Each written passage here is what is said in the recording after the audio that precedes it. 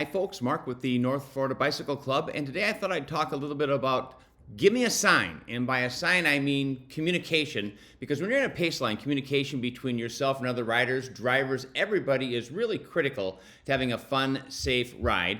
One problem we have, though, is that turn signals, for example, a right-hand turn, etc. That's pretty universal, but a lot of the different signals that we use in cycling may have one meaning for your club, but right now one meaning in Florida, but it might mean something else someplace else. And we have a lot of people that come down that may have a different opinion of that. So it's always important to kind of watch and ask questions and make sure that you're reading the signs correctly.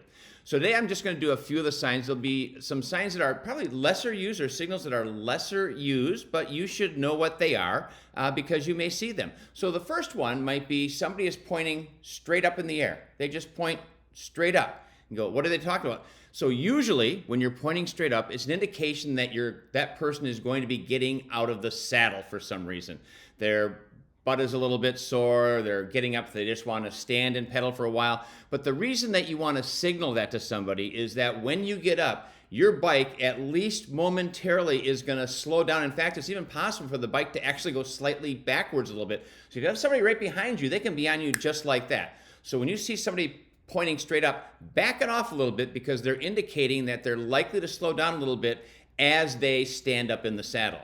Now, something you'll see it similar is somebody pointing up but off to the side, say to like the 1 on a clock or maybe the 11 on the clock in the other way. That's almost always going to go along with something oral. You're usually doing that to call out that there is another bike coming up or a runner or a walker. So you might see somebody walker up or rider up, and the side that they're pointing to tells you which side that walker, rider, whatever it is on.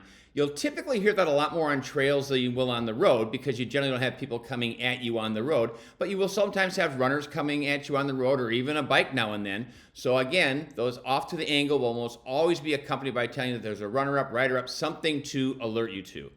Now the next one we'll point out, if I can get up, you might see somebody push their hand out to the side like this, and they'll do usually 2 or 3 motions like that. So what that means is you just need to get over a little bit. Think about your bike riding in a bike lane all the time, even though you might not be in a bike lane. When somebody is pushing, they're letting you know that something is coming up. You don't need to leave the lane that you're in, but you need to get over to the left-hand side. That might be that there's a car there that's parked, and we don't want you to get doored if somebody inadvertently opened that door. Or maybe there's some overhanging brush or something in the lane. But that's just a signal to, you can kind of keep your lane, but get over the side. Now, the other thing you'll see that will tell you, let's get out of the lane altogether is, try and do this from the back, you'll see somebody either doing like this with their fingers or maybe pointing like that.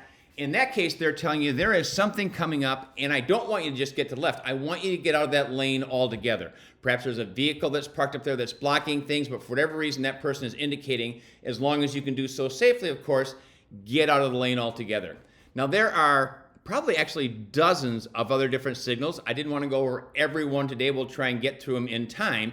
But again, as I said at the beginning, make sure that those signals mean what you think they mean, because just because you learn the signal one way doesn't mean the group you're riding with uses it the same way.